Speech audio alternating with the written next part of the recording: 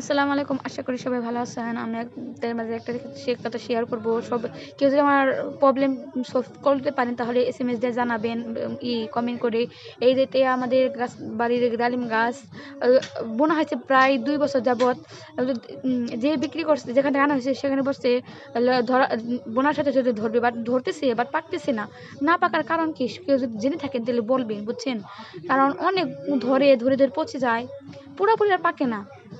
দেখেন আমার আপু রাগে ছোট ছিঁড়ে ফেলতেছে, বলছে কিনা রাখবই না। আমি বলছি ছিঁড়ো না, তা ছিঁড়তেছে। দেখছেন পচে যাচ্ছে, পচে পড়ে যাচ্ছে, তাও পাকতেছে না।